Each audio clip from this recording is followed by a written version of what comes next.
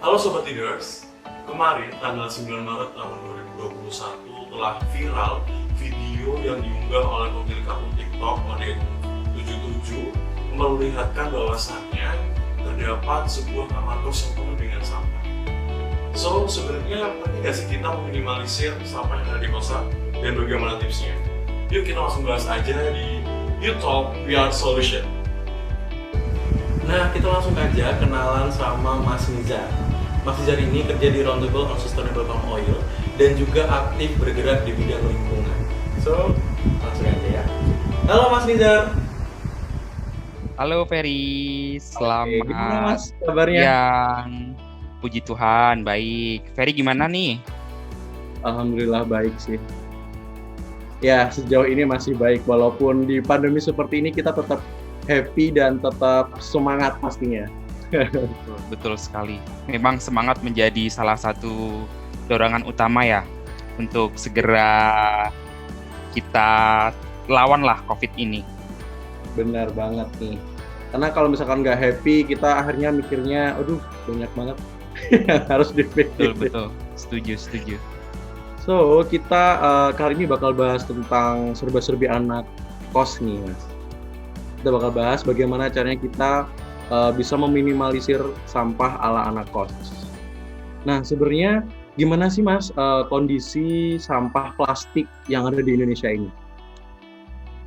Oke, mungkin tema bahasan Youth Talk kali ini lebih kepada tema plastik ya.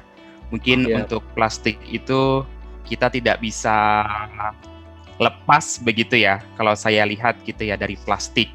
Entah itu untuk kantong belanja, entah itu untuk barang-barang yang kita pakai sekarang gitu kan, pasti itu ada ada kandungan plastik begitu yang kita pakai. Kemudian kalau kita bilang plastik begitu, kalau saya coba lihat begitu ya dari data dari KLHK itu menyatakan bahwa sekitar 67,8 juta ton sampah dan 9,52 juta ton sampah plastik itu dihasilkan setiap tahunnya di Indonesia. Nah, sampah-sampah tersebut pastinya akan selalu meningkat, Ferry, seiring dengan jumlah penduduk di Indonesia, gitu kan. Dan pastinya akan juga meningkat begitu ya dengan situasi saat ini, dengan situasi pandemi, semua teman-teman di rumah masing-masing begitu ya. Banyak yang sudah bekerja, mungkin sedang working from home, kemudian juga yang anak kosan nih, mungkin saya juga anak kosan juga. Ferry anak kosan kah? Same like me, aku juga anak kosan. Nah, anak kosan gitu kan, karena kita kuliahnya online begitu ya, kita lebih prefer untuk makan lah atau apapun di take away lah, itu pasti juga menjadi alasan begitu ya kenapa adanya peningkatan sampah terus menerus.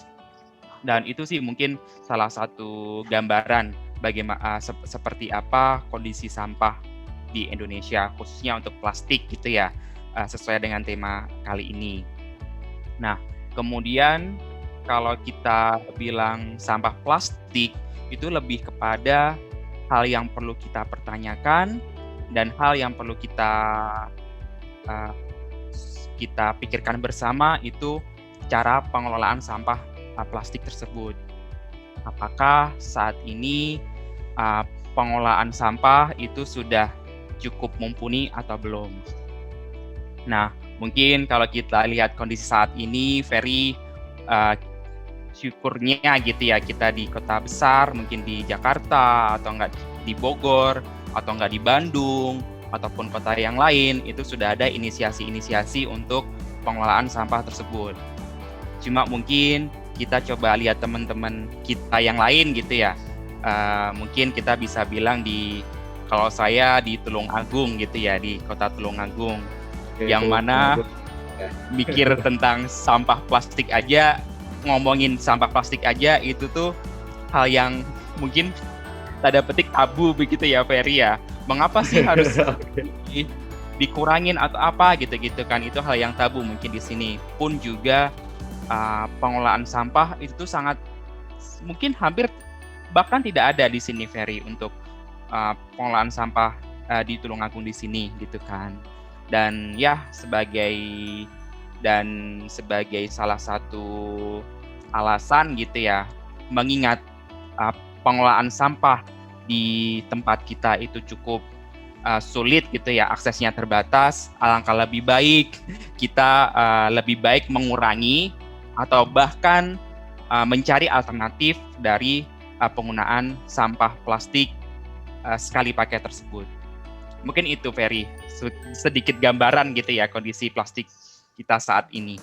Oke, jadi tadi yang Ferry tangkap terdapat peningkatan sampah ya, sebenarnya dari level rumah tangga dan juga kalau misalnya kita sekarang ada di kosan, berarti ya sekitar kita juga kan, dan itu juga menyebabkan suatu perubahan pola konsumen atau pola konsumsi kita sebagai konsumen, dan apalagi di tengah PSBB ini Mas.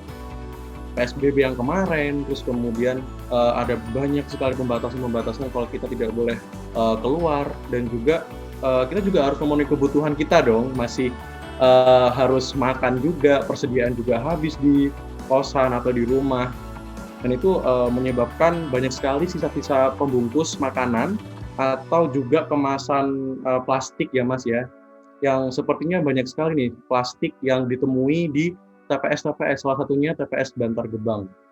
Nah, sini mungkin adanya suatu perubahan pola konsumsi nih, Mas. Nah, menurut Mas Nizar nih, pola konsumsi yang seperti apa sih untuk yang sekarang ini kondisinya? Pola konsumsi dalam artian pola konsumsi penggunaan plastik maksudnya Ferry atau bagaimana? Iya, betul. Oke. Mungkin kalau untuk pola konsumsi plastik saat ini tentunya juga cukup meningkat begitu ya, yang tadi kita share bersama gitu kan, dan itu juga diamini begitu dengan data-data KLHK begitu ya. Kemudian kalau kita lihat pola konsumsi juga di sini Ferry, mungkin lebih kepada perubahan perilaku dari dulu Ferry. Kalau anak kosan kan pasti kita kalau di Jogja itu namanya burjo gitu kan. Kalau di Bogor dan Jakarta mungkin namanya itu warteg gitu kan. Dulu sebelum COVID kita pasti karena kita anak kosan gitu ya, daripada nyuci piring, gelas, mending aku makan di warteg aja. Mending aku makan di burjo aja gitu kan. Betul, ya.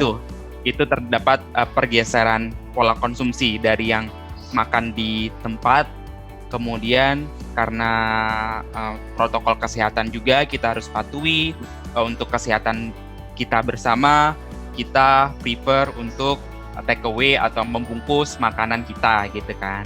Dan itu kan juga ada plastik kan di situ. Dan saya yakin itu hanya Ferry gitu kan, hanya satu Ferry gitu kan yang mengubah pola konsumsi dari makan di warteg aja, terus sekarang ngebungkus gitu kan, buat dibawa pulang lah gitu kan. Coba bayangin kalau Ferry sekarang di kuliah di mana Ferry sekarang? Di IPB University di Bogor. Oke, coba kalau di satu Ferry itu coba bayangin satu kantong plastik gitu ya untuk makan siang. Kalau kita lihat di mahasiswa, coba ada 10.000 Ferry atau enggak 50.000 Ferry, itu hanya satu kali makan siang gitu kan. Perubahan perilaku konsumsi, belum itu makan siang, makan malam, belum kalau beli camilan gitu kan. Cemilan sih itu. Iya kan, bener kan, itu sungguh sangat signifikan ya kalau kita lihat lah pola konsumsi yang anak kosan kita, Ferry sebagai anak kosan juga. Kebiasaan instan gitu ya Mas ya. Betul. Pun juga mungkin itu sih Ferry, perubahan perilaku yang sangat signifikan gitu ya. Cuma mungkin kalau teman-teman atau enggak yang saya lakukan saat ini gitu ya, saya sih coba untuk masak sendiri Ferry di kosan gitu kan. Oke, satu ya tipsnya masak sendiri. Masak sendiri tuh. Satu, selain itu hemat gitu kan. Hemat itu adalah dasar utama anak kosan gitu ya. benar. Gitu ya. Terus Iya. kita dapat bonus Ferry. Bonusnya apa gitu ya? Ya, kita Apa tuh? bisa mengurangi plastik gitulah. Itu bonus kita. Kita bisa menghindari plastik dengan cara masak sendiri di kosan gitu kan. Itu mungkin dapat bonusnya. Selain daripada dasar utamanya untuk masak, aku yakin itu adalah hemat. Iya. Benar sih. Setuju itu. Itu sebenarnya fondasi kita untuk memasak dan salah satu motivasi kita untuk memasak di kosan adalah hemat. Hemat. Selain dapat bonus, yaitu dapat menghindari plastik, Ferry. Benar banget. Ini kita juga harus ngurangin plastik, kemasan plastik ya Mas ya, yang kita beli dari kantong belanjaan, terus kemudian bekas tempat makanan itu sendiri, styrofoam atau yang lain itu kita bisa langsung meminimalisir dan memutus istilahnya tali mata rantai dari si plastik itu jangan sampai ke lingkungan itu udah diputus sama kita sendiri. Gitu nggak sih? Setuju. Betul. Solusinya juga dari kita sendiri sih, melakukan suatu style yang ya tadi bisa masak sendiri, terus kemudian kita selain menghemat biaya juga termasuk itu juga hemat plastik atau plastiknya teman-teman. Betul sekali Ferry. Jadi yang satu hemat uang gitu ya. Terus dapat bonus adalah kita bisa diet plastik lah. Kita bisa bilang seperti itu Ferry. Oke, diet plastik. Nah, selain masak sendiri nih Mas, apalagi nih mungkin tips yang kita share ke teman-teman anak kos nih selain masak untuk mengurangi plastik itu sendiri? Mungkin juga saat ini juga sebuah momen juga ya Ferry ya, dalam artian karena kita tidak bisa karena kita perjalanannya terbatas gitu kan, aku yakin kita menghabiskan waktu di kosan lah gitu kan. Terus ya salah satunya adalah kita bisa pakai galon, kita bisa mengurangi botol plastik air minum itu tuh Ferry. Ya kan? Oh iya, air Dika. Itu botol air minum itu kan, itu kita bisa mencoba untuk alternatifnya. Ya udah, karena saat ini aku lebih banyak di kosan gitu ya, lebih baik aku beli aja itu tuh galon air yang gede gitu kan. Itu toh juga lebih hemat Ferry. Balik lagi Ferry, anak kosan adalah hemat. Itu yang paling utama. Coba bayangin Ferry, kita coba hitung-hitungan gitu ya, satu botol plastik air mineral gitu ya Ferry ya, ukuran 600 ml itu paling dijual 3.000 4.000 gitu kan, contohnya 3.000 lah. Itu 600 ml. Sementara itu kalau kita beli galon air yang 19 liter itu tuh Ferry, iya kan, refillnya itu paling sekitar 20.000 gitu kan, 20.000 gitu. Bener. Kan. Ya udah 20.000 kita dapat 19 liter. Agar dapat 19 liter untuk pakai botol air mineral, aku yakin di atas dari 20.000 itu. Nah, tadi mungkin Mas Rizal udah ngasih kita tips yang pertama masak sendiri, yang kedua kita menggunakan senjata hijau. Tadi kita meminimalisir dari AMDK, kita beli galon dan kemudian kita bisa refill di tumbler kita. Iya, seperti itu ya Mas Nizar ya? Betul sekali, betul. Oke, nah apakah cukup dari dua itu aja atau masih ada lagi? Oh iya, kantung belanja. Oh iya Mas, ini kantung belanja nih. Pakai kantung belanja juga, banyak kita juga belanja-belanja untuk keperluan kos nih, kayak misalkan untuk alat atau kebutuhan mandi, kemudian kita beli snack-snack itu ketika kita di supermarket. Mungkin ada pergub dari DKI Jakarta ya Mas ya, yang udah menetapkan kalau misalkan kita stop menggunakan kantong belanja dan kita harus membawa sendiri kantong belanja itu yang sejenis paper bag atau ya yang ramah lingkungan. Pokoknya senjata hijau tadi tetap kita istilahnya kita juga campaign sih, kita ngerubah lifestyle kita jadi lebih ramah lingkungan dan juga ramah sosial. mungkin itu juga jadi suatu kebiasaan yang kita bisa tularkan ke teman-teman atau lebih khususnya ke generasi muda, youth nih, benar-benar yang kita harus benar-benar bisa melakukan lifestyle yang ramah lingkungan, yang ramah sosial juga. Tadi kita ada masak sendiri, yang fondasi kita adalah hemat, kemudian kita beli galon dan kita meminimalisir dari AMDK, kita tetap menggunakan senjata hijau. Tadi ada kantung belanja yang ramah lingkungan, kemudian ada tumbler. Nah mungkin itu ada 3 tips nih yang buat teman-teman kos untuk bisa dijadiin referensi biar kita bisa meminimalisir dari sampah plastik itu. Oh iya nih, tadi mungkin ada sisi lain nih dari sampah plastik yang mengancam kelestarian bumi, Mas. Nah, Mas sendiri sebagai penggiat lingkungan juga masih masuk dalam generasi muda ya, Mas ya? Ini masih masuk ke generasi muda kan? Iya dong. Masih dihitung generasi muda. Nah, Iya mungkin dong. kira-kira gimana nih kita yang kaum millennials bisa bisa gimana cara kita bisa aware dengan masalah-masalah tersebut dan mungkin apa sih yang sejauh ini kita bisa lakukan agar bumi kita tetap terus terjaga? Mantap. Bagaimana upaya kita agar bumi kita tetap terjaga? Iya. Oke.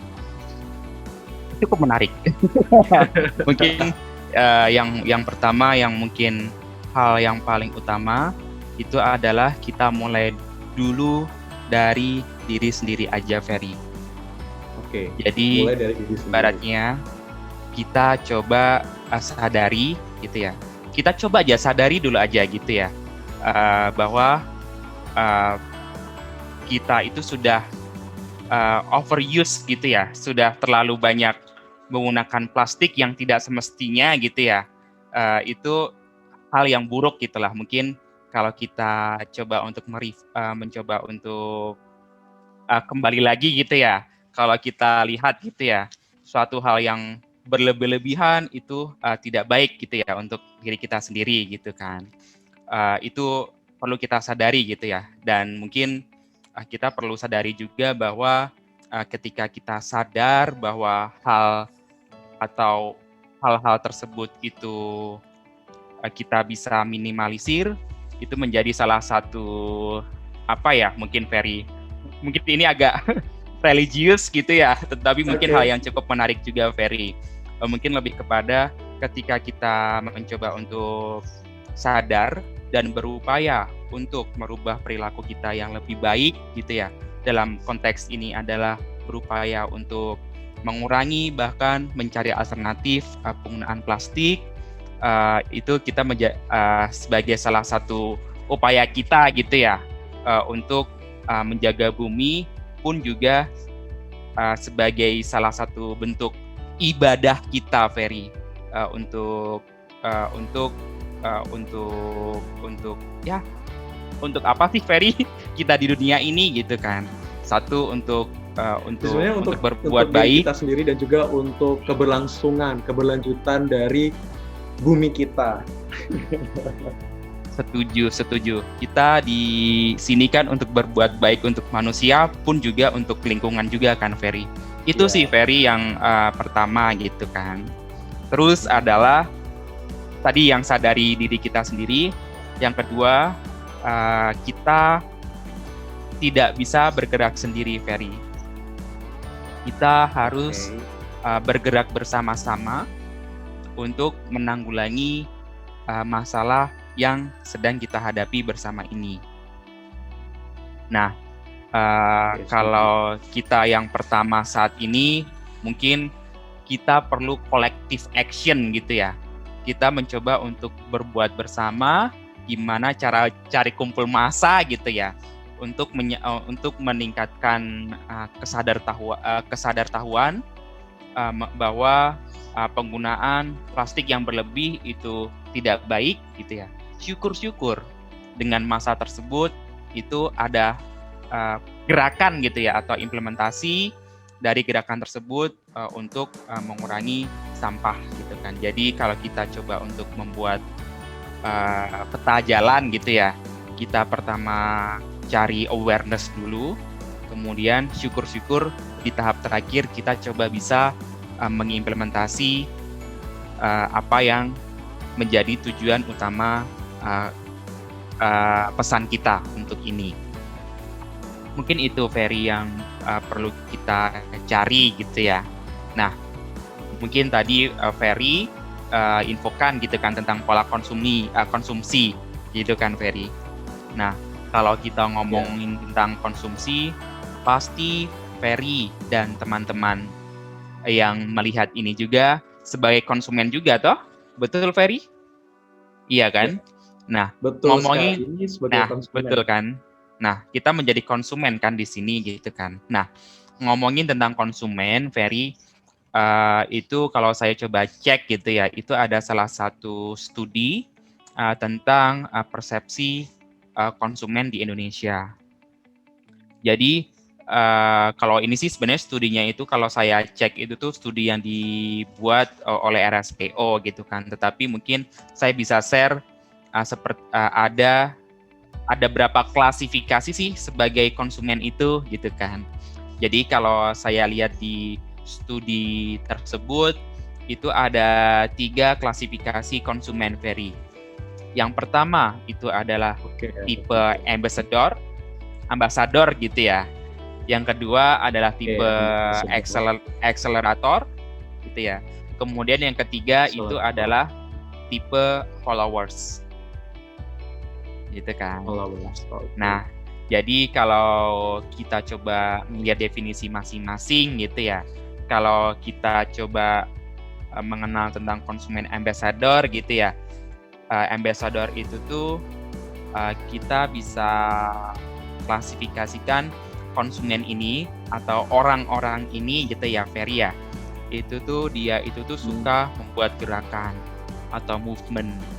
Kemudian dia senang berkuar-kuar gitu kan, membuat pesan positif atau apapun gitu kan. Campaign lah ya Mas. Campaign gitu kan, untuk merubah suatu hal menjadi yang lebih baik gitu kan. Mungkin sebagai salah satu contoh Ferry gitu kan, Ferry menjadi konsumen tipe ambassador gitu kan. Kemudian yang kedua itu adalah konsumen tipe accelerator Ferry di sini. Jadi kalau klasifikasi accelerator di sini gitu kan, itu tuh dia itu orang-orang ini gitu ya. Dia itu tuh punya duit gitu ya Ferry ya, punya purchasing power yang tinggi gitu ya. Tetapi dalam artian untuk membuat pergerakan gitu ya, itu tuh tingkat membuncahnya gitu tuh Ferry, tingkat dorongannya itu tuh tidak sekuat konsumen yang ambassador tadi gitu kan. Tapi dia memiliki purchasing yang kuat di sini Ferry gitu kan.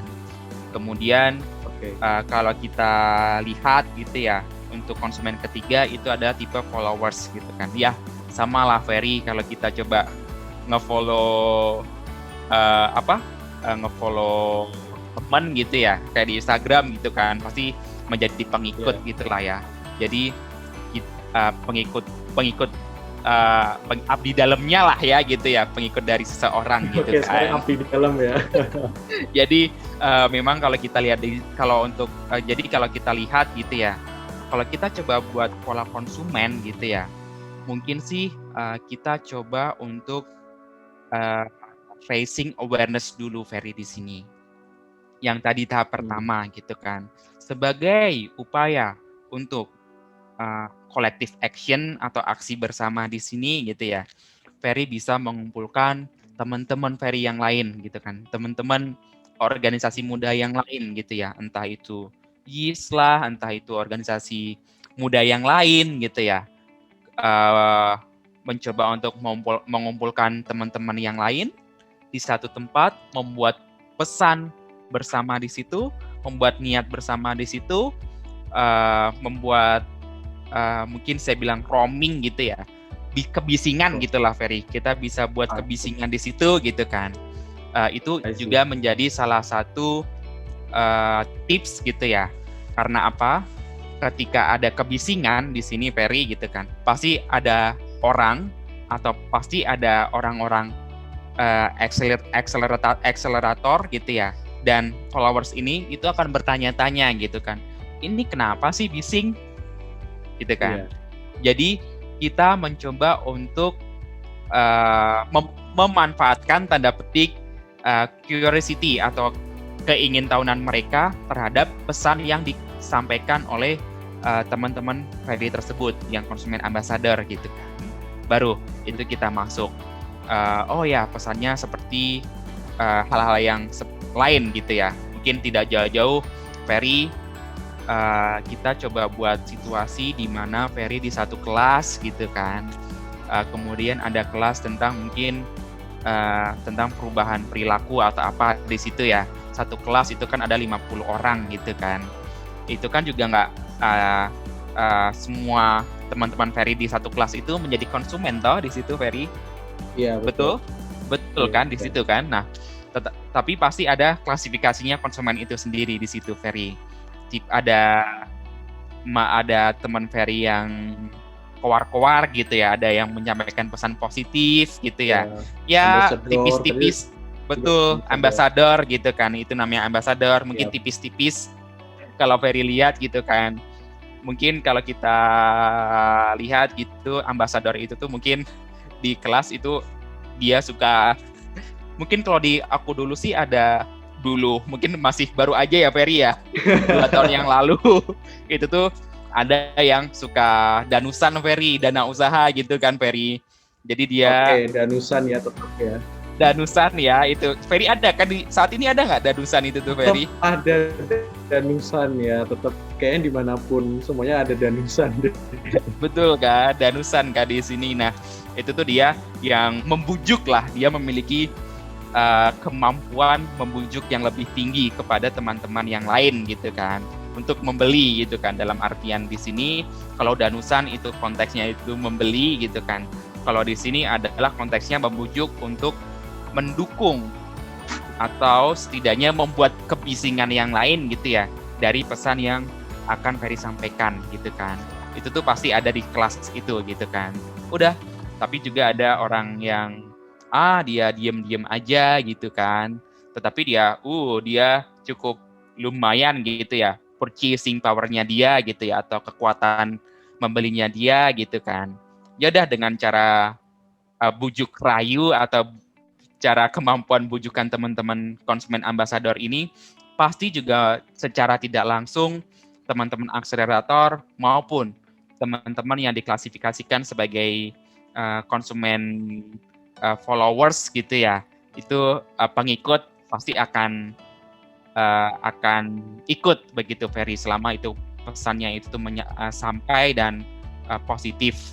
Nah itu sih Ferry. Oke, berarti intinya adalah yang pertama tadi dimulai dari diri sendiri, dan kita mau ngajak teman-teman kita juga. Tadi ada ambassador, ada accelerator, dan juga ada followers. Dan thank you banget Mas Nizar tadi udah sharing-sharing, itu insightful banget. Tadi kita belajar banget tentang gimana caranya kita meminimalisir sampah plastik ala anak kos. Terus kemudian tadi kita juga belajar sedikit tentang ada 3 jenis nih. Tadi konsumen ya.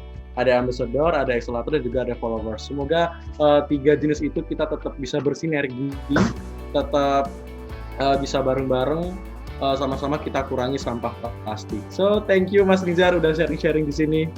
Thank you Mas Nizar. Ya, sama-sama Ferry. Salam buat teman-teman tim YIS juga. Tetap semangat, tetap jaga protokol, tetap menjaga kesehatannya, patuhin protokol kesehatan, dan terus ya dalam artian menyampaikan pesan baik begitu kepada teman-teman yang lain. Oke. Terima kasih. Thank you Mas Nizar. Ya, sama-sama. Ya, oh ya, kita jargon satu kali lagi nih. We Apa are solution. We are solution. Siap. Jadi ada tangannya nggak? Perlu pakai tangan nggak?